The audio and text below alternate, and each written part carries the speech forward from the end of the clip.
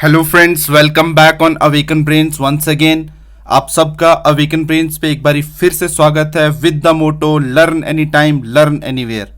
तो दोस्तों, आप अपनी स्क्रीन पे देख रहे होंगे आज जिस टॉपिक के बारे में हम बात करने वाले हैं उसका नाम है इंडियन कल्चर एंड हेरिटेज, और उसके बाद world heritage sites in India. यहाँ पे आप देख सकते हैं यूनेस्को का लोगो। यूनेस्को की तरफ से वर्ल्ड हेरिटेज साइट्स जो है इंडिया में कितनी है उसके बारे में बात करेंगे। ये टॉपिक ओवरऑल जो है इंडियन कल्चर और हेरिटेज के अंदर आता है, जो कि जेके एसएसबी और जेके पीएससी और बाकी सारे एग्जाम्स के लिए बहुत ही मोस्ट इंपॉर्टेंट टॉपिक है। तो यहाँ पे मुझे लगा कि ये चीज़ आपके साथ ज़रूर डिस्कस करनी चाहिए विद द करंट, जो भी करंट अफेयर्स हैं related to world heritage sites in India उसके बारे में। तो चलो शुरू करते हैं। तो फ्रेंड्स, आप सब हैं अवेकन ब्रेन्स पे with the motto learn any time learn anywhere. आगे बढ़ने से पहले दोस्तों मैं आपसे कर रहा हूं रिक्वेस्ट, यार अभी तक अगर आपने इस चैनल को सब्सक्राइब नहीं किया है ना, तो इस चैनल को ज़रूर सब्सक्राइब करें ताकि इसी तरह के अपडेट्स हमारे एंड से जब भी हम अपलोड करें वो आपको जल्दी से जल्दी मिल सकें, और आपको एग्ज़ाम जॉब रिलेटेड अपडेट्स इस चैनल से मिलती ही रहती हैं। तो हम जो भी अपडेट करते हैं वो आप तक जल्दी से जल्दी पहुँचे, इसके लिए इस चैनल को ज़रूर सब्सक्राइब कर लो। दोस्तों, वीडियो जो है जेके एसएसबी और जेके पीएससी और बाकी सारे एग्जाम्स के रिलेटेड बहुत इंपॉर्टेंट है, इंडियन कल्चर और हेरिटेज। अगर ये वीडियो आपको शुरू से लेकर लास्ट तक देखकर अच्छा लगा तो इसको ज़रूर लाइक और शेयर करें, और कमेंट में फीडबैक देना ना भूलें। और दोस्तों, एक चीज़ और मैं बोलना चाहता हूँ आगे बढ़ने से पहले, अगर आपने इस चैनल को सब्सक्राइब किया है तो अच्छी बात है, अगर नहीं किया है तो सब्सक्राइब इसी तरह के अपडेट्स के लिए कर लो, और अपने दोस्तों के साथ इस चैनल का लिंक ज़रूर शेयर करो, इसकी वीडियो ज़रूर शेयर करो। तो बिना वक्त गवाए शुरू करते हैं आज का topic Indian culture and heritage. तो क्या है इस टॉपिक में, सबसे पहले हम देख लेते हैं। यहाँ पे इंडियन कल्चर और हेरिटेज के अंदर हम कल्चर की बात करेंगे। इन शॉर्ट, कल्चर की डेफिनेशन जो सिंपल तरीके से बताई गई यहाँ पे आप देख सकते हैं। Culture can be defined as all the ways of life including art. Culture जो है वो सारी चीज़ों को डिफाइन करता है, वे ऑफ लाइफ को, वेज ऑफ लाइफ को डिफाइन करता है। उसमें आर्ट को इंक्लूड करके, बिलीफ्स को इंक्लूड करके, इंस्टीट्यूशंस को इंक्लूड करके, institutions of population that are pass down. अब यहाँ पे ये सारी चीज़ें जो हैं, आर्ट हो गया, बिलीफ हो गया, वेज ऑफ लाइफ जो है, ये generation to generation pass down होती हैं, और इस तरह से इस कल्चर को जो है हम अपने एंसेस्टर्स से लेते हैं। Culture has been called the way of life for an entire society.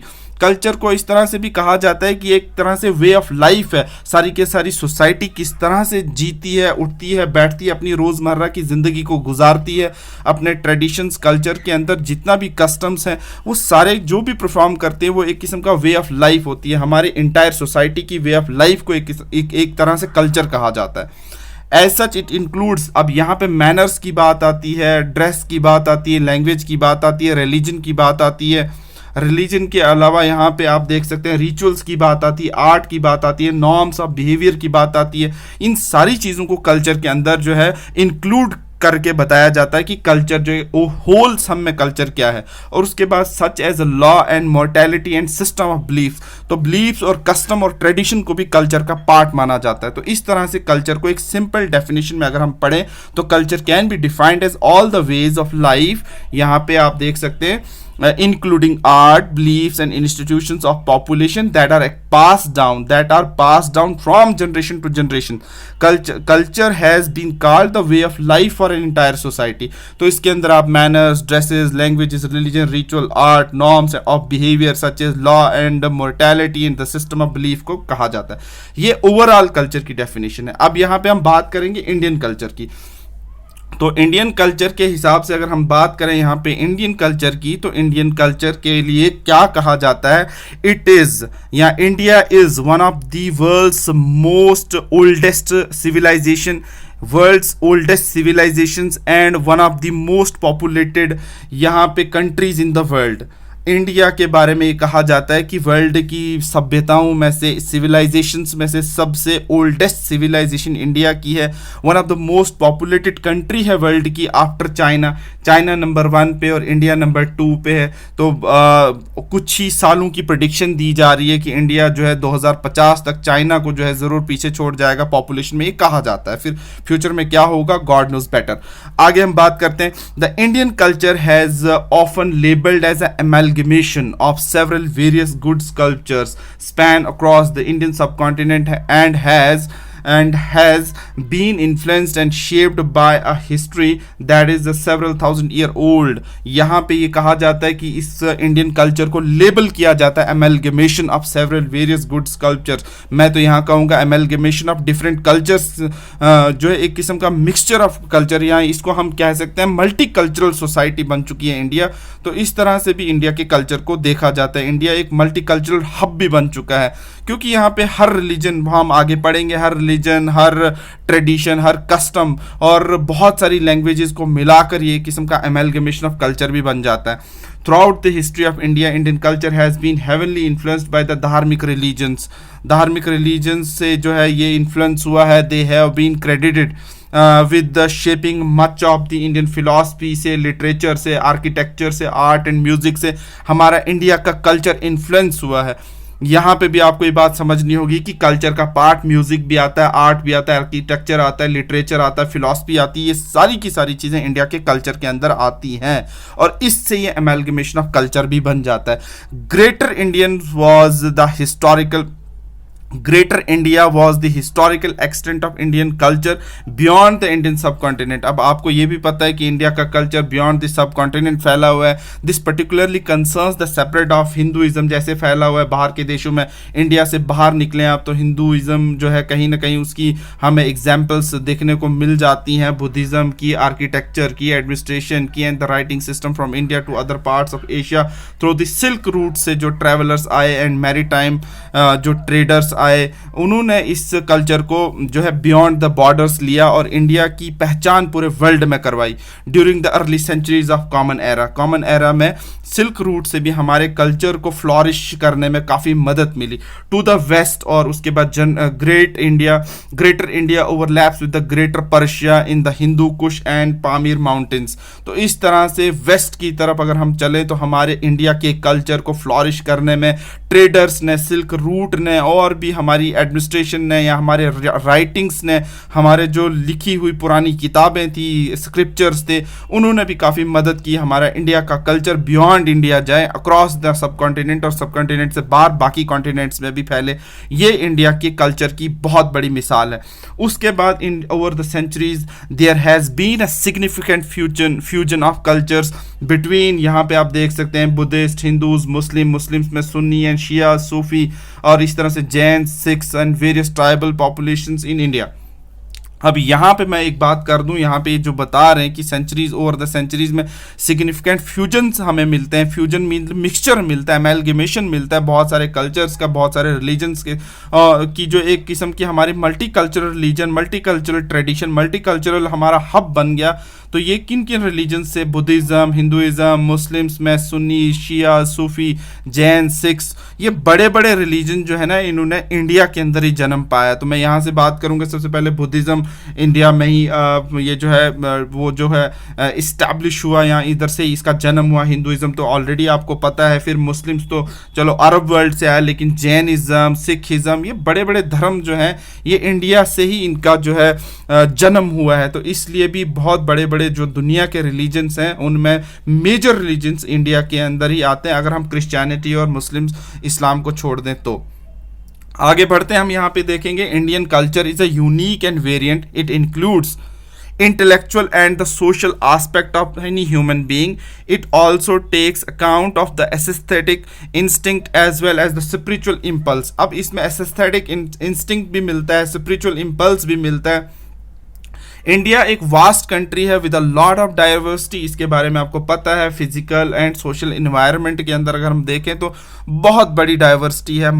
तभी तो इसको कहते हैं यूनिटी इन डाइवर्सिटी, भी आपने सुना होगा. सॉरी, यूनिटी इन डाइवर्सिटी भी इसमें कहा इसीलिए जाता है क्योंकि यहाँ पे बहुत सारे रिलीजन, बहुत सारे कल्चर्स, बहुत सारे ट्रेडिशंस, बहुत सारी लैंग्वेजेस, बहुत सारे अलग अलग तरीके के कस्टम्स, फूड, कल्चर, ये सारा मल्टी कल्चरल हब बन चुका है. तो इसीलिए अमेलगमेशन ऑफ कल्चर भी इंडिया को कहा जाता है. फिजिकली भी और डाइवर्सिटी और सोशल डाइवर्सिटी भी है. It's people speak in different dialects, तो मैंने कहा, एंड फॉलो डिफरेंट रिलीजन। तो ये भी आपको पता है, बहुत सारे 1700 से ज़्यादा लैंग्वेजेस बोली जाती हैं, 8 मेजर रिलीजन यहाँ पे पाए जाते हैं। तो ये सारी चीज़ें कल्चर की बे इंतहा ज़बरदस्त मिसाल इंडिया का जो नेशन है इसके अंदर आपको मिलता है। अब फॉलोइंग, जब यहाँ पे बात कर रहे हैं हम कल्चर की, तो कल्चर ऑफ इंडिया इंक्लूड्स, अब यहाँ पे कल्चर ऑफ इंडिया के अंदर हम मेजरली क्या क्या चीज़ें इंक्लूड करते हैं, ये आप अपनी स्क्रीन पे देख सकते हैं। Family structure and marriage system जो इंडिया के अंदर है, अरेंज मैरिज सिस्टम है, वेडिंग रिचुअल्स परफॉर्म किए जाते हैं, मतलब हिंदूज़ में फेरे लिए जाते हैं, सिखिज़म में फेरे लिए जाते हैं, इस्लाम में निकाह किया जाता है। इस्लाम भी बाहर से ही आया लेकिन यहाँ पे भी फ्लॉरिश किया। फिर इसी तरह से क्रिश्चियनिटी है, फिर इसी तरह से ग्रीटिंग में मुस्लिम सलाम करते हैं, हिंदूज़ नमस्ते करते हैं, सिख सत श्री अकाल करते हैं। तो इसी तरह से अलग अलग रिलीजन अलग अलग तरीके से ग्रीटिंग्स भी देते हैं अपनी।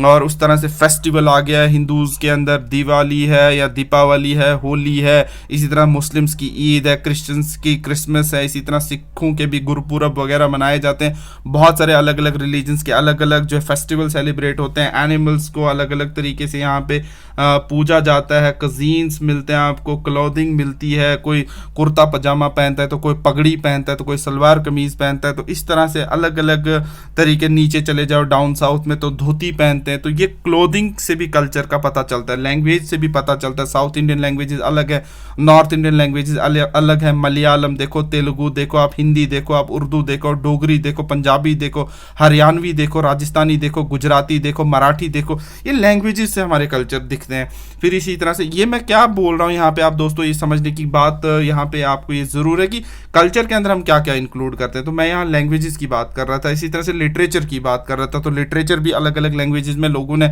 अपनी जो है जो है अपनी बेस्ट जितने भी पोइट हैं या कितने जो भी ऑथर्स हैं अपने अपनी लैंग्वेज में इन्होंने लिखने की कोशिश की है। ऑथर्स ने बहुत सारी किताबें अपनी अपनी लैंग्वेजेस में लिखी हैं। इसी तरह से लिटरेचर भी फॉलो हम करते हैं। अगर तो हम देखें, अगर हर एक लैंग्वेज में, पंजाबी लैंग्वेज में, डोगरी लैंग्वेज में, कश्मीरी लैंग्वेज में, मलयालम में, तेलुगु में, हिंदी में, उर्दू में लिटरेचर आपको मिलता है। फिर इसी तरह से performing art, visual art, paintings, cultures, architecture, sport and martial art, sports, Indian martial art, popular media, television, cinema, इन सारी चीज़ों को मिलाकर एक इंडिया के कल्चर को हम देखते हैं। एमलगमेशन ऑफ कल्चर इन सारी चीज़ों को मिलाकर बनता है। तो यहाँ पे आप देख सकते हैं कि कल्चर एक बहुत ही इंपॉर्टेंट पार्ट है हर सोसाइटी का, जो जनरेशन टू जनरेशन पास होता है। और इस तरह से एक पहचान एक कल्चर की पिछली पीढ़ियों से आगे वाली पीढ़ी तक आती है। तो इस तरह से generation to generation culture travel करता है। लेकिन कल्चर में एक चीज़ याद रखने वाली है कि कल्चर में कुछ एडिशन भी होता है, कुछ सब्ट्रैक्शन भी होता है। टाइम पास होने के साथ साथ जब टेक्नोलॉजी आती है, टेक्नोलॉजी के साथ साथ कल्चर में कुछ चीज़ें ऐड होती हैं और कुछ चीज़ें सब्ट्रैक्ट होती हैं। ये डिपेंड करता है कल्चर के किस हिस्से में, कौन से जगह पे किस चीज़ ने इम्पैक्ट क्रिएट किया। जैसे हम म्यूज़िक की बात करें तो म्यूज़िक में भी आजकल आप देख सकते हैं तो पुराने म्यूज़िक बड़े स्लो किस्म के म्यूज़िक होते थे, आज रिमिक्स किस्म का म्यूज़िक आता है। तो वो कल्चर में भी उसका पार्ट ज़रूर प्ले करता है। तो कहीं ना कहीं अगर पुराने किसी लैंग्वेज में कोई म्यूज़िक था तो वो उस ज़माने के म्यूज़िक को, और इस ज़माने में अगर वही चीज़ रिकॉर्ड की जाएगी तो थोड़ा डिफरेंट तरीके से उसका म्यूज़िक ऐड किया जाएगा। तो मतलब टेक्नोलॉजी का भी काफ़ी रोल होता है कि कल्चर के अंदर कुछ चीज़ें ऐड हों और कुछ चीज़ें सब्ट्रैक्ट हों, कुछ चीज़ें जो है सब्ट्रैक्ट हों। तो इस तरह से यहाँ से भी पता चलता है कि कल्चर एक बहुत ही इंपॉर्टेंट पार्ट है। अब हम बात करेंगे यहाँ पे कल्चर के व्हील की। तो यहाँ पे अगर आपको ये दिख रहा होगा, ये अपनी स्क्रीन पे व्हील है। तो इस तरह से कल्चर के बारे में बताया जाता है कि क्या क्या इसमें होता है। सबसे पहले ग्रेटर कम्युनिटी होती है, नॉलेज एंड स्टोरीज से कल्चर बनता है, ग्रेटर कम्युनिटीज से कल्चर बनता है, लैंग्वेज से कल्चर बनता है।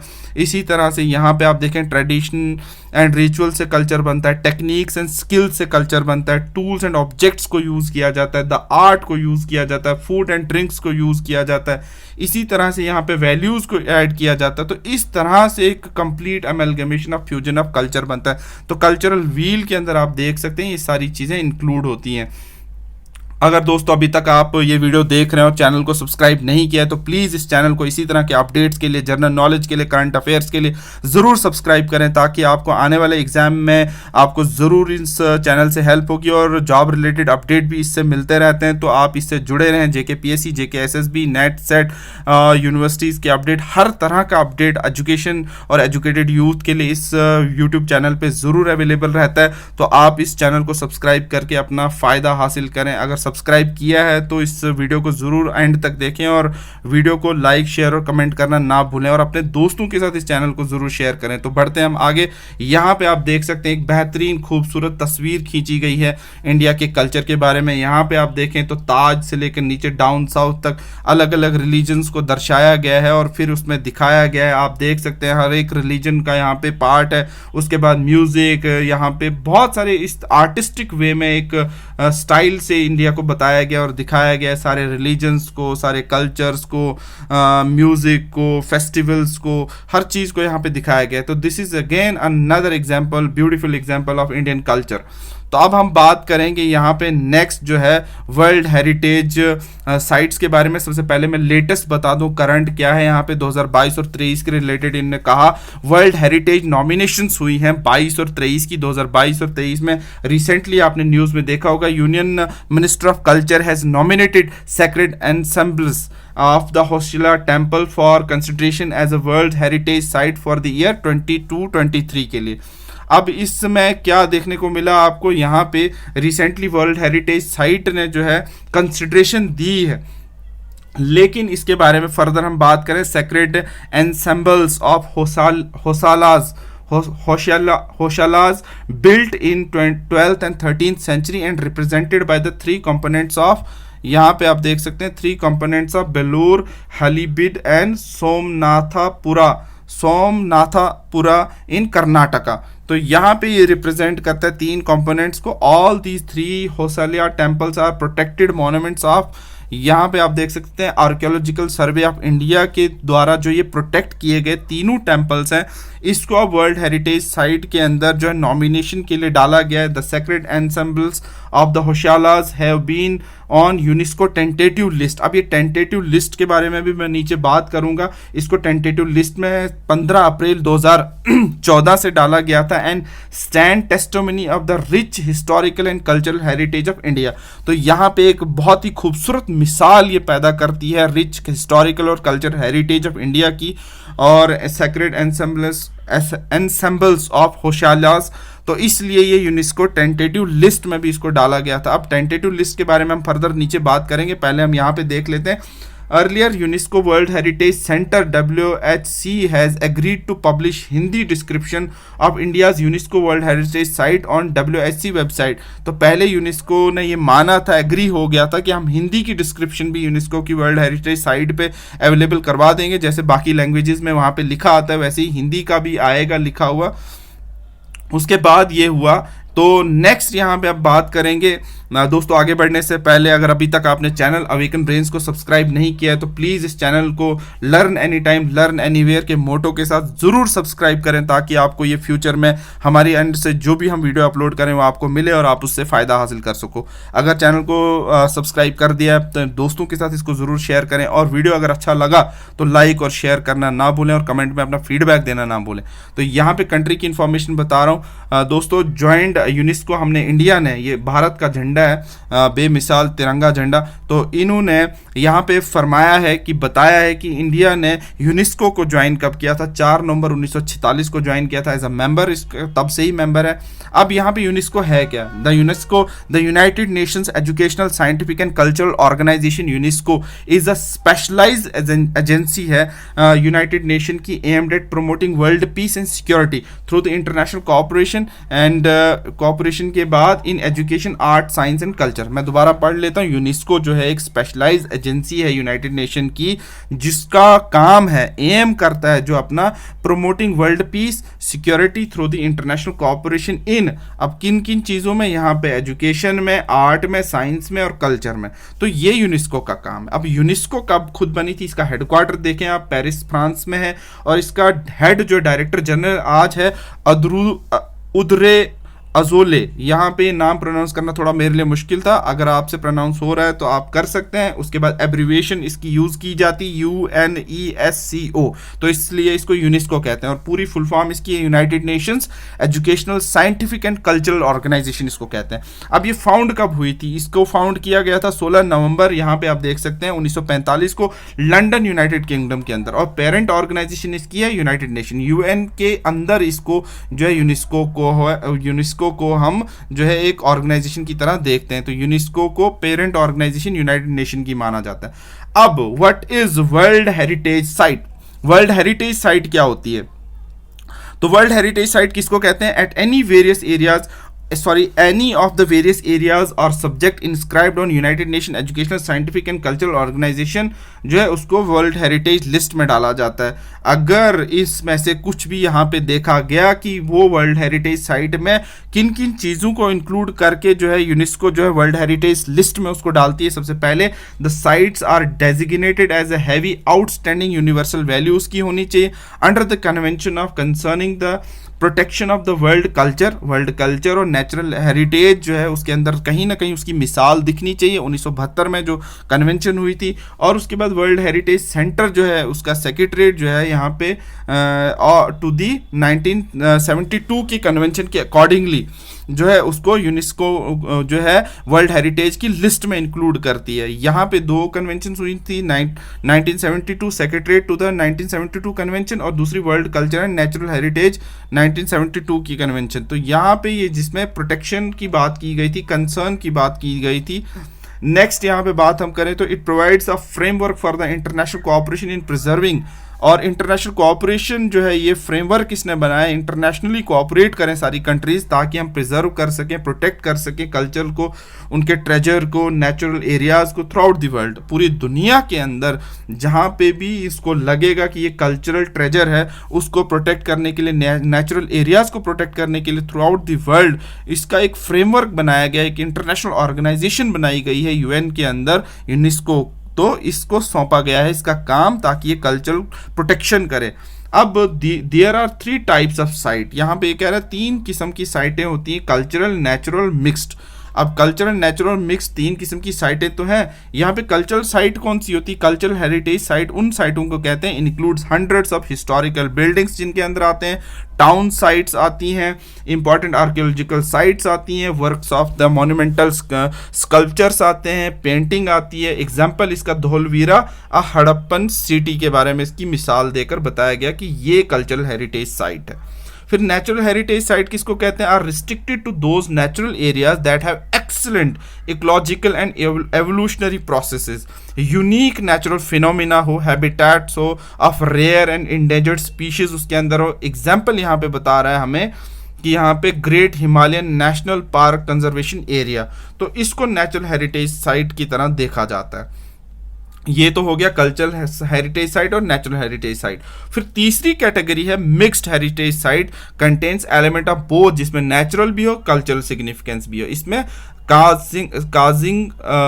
काजिंगजोंगा या कंचनजुंगा नेशनल पार्क जो है इसको मिक्स्ड हेरिटेज साइट में डाला गया है। कंचनजुंगा पार्क को, नेशनल पार्क को मिक्स्ड हेरिटेज साइट में डाला गया है। अब यहाँ पे दोस्तों number of world heritage sites India में कितनी है? मोस्ट रीसेंट डेटा है जो मैं आपको बता रहा हूँ, यहाँ पे बता रहा है कि 40 वर्ल्ड हेरिटेज साइट्स हैं जिसमें 32 कल्चरल प्रॉपर्टीज़ हैं, 7 नेचुरल प्रॉपर्टीज़ हैं, 1 मिक्स्ड प्रॉपर्टी है। ये टोटल जो है बन जाते हैं 32 प्लस यहाँ पे 7 प्लस हो गया 1, तो यहाँ पे आप देख सकते हैं ये 40 बनती हैं। तो ये 40 साइट्स जो है इंडिया में है। अब इसमें एक चीज़ और यहाँ पे क्लियर कर दूँ, Dholavira Harappan city is the recent addition. Dholavira जो हड़प्पन सिटी है उसको रिसेंटली ऐड किया गया है। अब किस में ऐड किया गया है? यहाँ पे वर्ल्ड हेरिटेज साइट के अंदर। नेक्स्ट है यहाँ पे nomination process. As per the operational guidelines 2029 UNESCO, it is a mandatory to put any monument site on the tentative list for 1 year. कोई भी ये मैंडेटरी यूनेस्को ने 2019 में एक ऑपरेशनल गाइडलाइन दी कि किसी भी साइट को, मॉन्यूमेंट को टेंटेटिव लिस्ट में 1 साल के लिए डाला जाए पहले, before it is considered for the final nomination. अब उसके बाद वंस द नॉमिनेशन अगर एक बारी हो जाती है, it is sent to the world heritage centre की तरफ इसको भेजा जाता है, which will do the technical scrutiny, जो टेक्निकल स्क्रूटनी करेगा वो वर्ल्ड हेरिटेज सेंटर करेगा। Once the submission is made, UNESCO will communicate back to the early March, फिर उसके बाद मार्च तक वो कर लेगा, उसको कम्युनिकेट करेगा उस कंट्री को। After that site evaluation will happen, और साइट के ऊपर जो है इवेल्युएशन होगी सितंबर अक्टूबर में, जैसे 2022 में होगी, and those year will be taken up for the consideration in July August 2023। तो अब यहाँ पे ये 22 और 23 की बात इसलिए कर रहा है क्योंकि दोस्तों मैंने यहाँ पे कहा कि यहाँ पे आपको वर्ल्ड हेरिटेज साइट की नॉमिनेशन का प्रोसेस चल रहा है, और यहाँ पे ये जो होशाल्या टेम्पल्स के बारे में उसको नॉमिनेट करने की प्रोसेस जो है लगी हुई है, प्रक्रिया लगी हुई है। अब यहाँ पे इन्होंने अपना प्रोसेस बता दिया कि इस तरह से हम नॉमिनेशन को पूरा करते हैं। अब ये जो सारी की सारी सोर्स है आपको मैं बता दूं, पीबीआई, और मैंने डायरेक्ट यूनेस्को की वेबसाइट, ऑफिशियल वेबसाइट से भी डेटा लिया है। तो दोस्तों अब हम बढ़ते हैं number of world heritage sites जो इंडिया के अंदर 40 हैं, और जिसमें 32 कल्चरल प्रॉपर्टीज हैं, 7 नेचुरल प्रॉपर्टीज हैं और 1 मिक्स प्रॉपर्टीज हैं। ये कुल मिलाकर वर्ल्ड हेरिटेज साइट्स 40 बनती हैं इंडिया के अंदर अकॉर्डिंग टू द यूनेस्को। वो कौन कौन सी, यहाँ पे कल्चरल साइट्स आप देख सकते हैं, यहाँ पे आपकी स्क्रीन के ऊपर है, यहाँ पे Agra fort and Ajanta caves, और यहाँ पे आप इनको ईयर भी देख सकते हैं सामने कि इनको कब कब जो है वर्ल्ड हेरिटेज साइट्स की लिस्ट में डाला गया था। फिर archaeological site of Nalanda Mahavira at Nalanda Bihar, फिर बुद्धिस्ट मॉन्यूमेंट्स एट सांची, फिर चंपानेर पगवाड़ आर्कियोलॉजिकल पार्क, फिर इसी तरह छत्रपति शिवाजी टर्मिनस है। यहाँ पे 2004 में church and convents of Goa, Dholavira Harappan city 2021, ये मोस्ट रीसेंट है, यहाँ पे भी आपको नज़र रखनी 2021 वाले पे।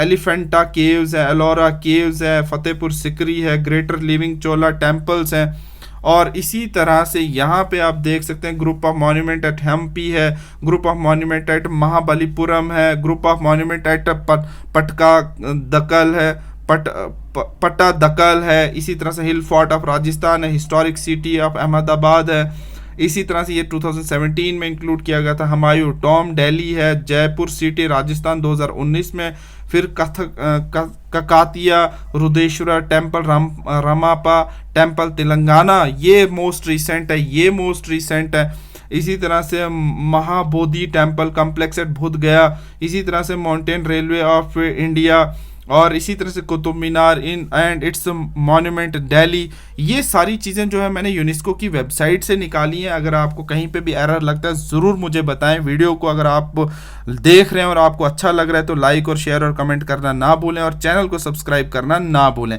रानी की वेव, यहाँ पे वेव या the queen step well Patna Gujarat, इसी तरह रेड फोर्ट है, इसी तरह से रॉक शेल्टर्स हैं, इसी तरह से सन टेम्पल कोणार्क, ताजमहल है, architectural work of Le Corbusier, outstanding contribution of modern movement the Jantar Mantar है, और उसके बाद विक्टोरियन गॉथिक जो है art deco ensembles of Mumbai है। इसी तरह से यहाँ पे आप देख सकते हैं नेचुरल साइट 7 हैं, ग्रेटर हिमालयन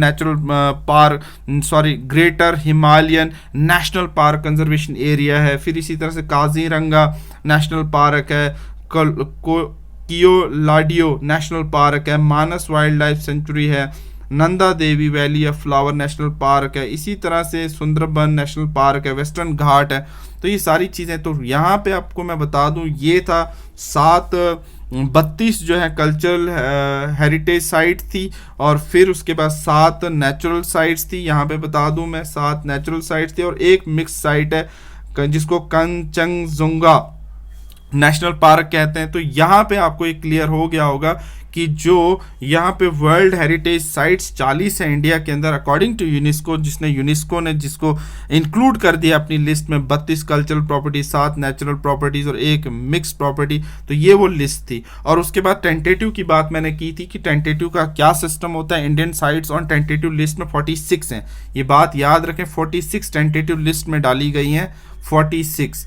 तो यहाँ पे 46 टेंटेटिव लिस्ट के बारे में क्या बताया जाता है, क्या प्रोसेस होता है। A tentative list is an inventory, एक इन्वेंट्री लिस्ट तैयार की जाती है those properties which each state party intends to consider for nomination, जो स्टेट चाहती है इसको नॉमिनेट किया जाए। टेंटेटिव लिस्ट का प्रोसेस जो होता है, सबसे पहले सबमिट किया जाता है, इंकरेज किया जाता है पार्टीज को वो टेंटेटिव लिस्ट तैयार करे प्रॉपर्टीज की, जिसको कंसीडर किया जाता है कल्चर और नेचुरल हेरिटेज, और उसके बाद वो आउटस्टैंडिंग यूनिवर्सल वैल्यू भी रखता हो, देयरफॉर सूटेबल हो inscription on world heritage list में जाने के लिए सूटेबल हो। Sides parties are encourage to prepare, उनकी टेंटेटिव लिस्ट प्रिपेयर होती है, फिर पार्टिसिपेशन होता है स्टेक होल्डर्स की तरफ से। स्टेक होल्डर्स आते हैं including site manager, local regional government, local communities, NGO और भी बाकी सारे इंटरेस्टेड पार्टीज एंड पार्टनर्स उसमें आते हैं, और फिर देखा जाता है कि ये वाकई में क्या हेरिटेज साइट के काबिल है। फिर स्टेट पार्टीज सबमिट करती हैं tentative list which should be considered exhaustive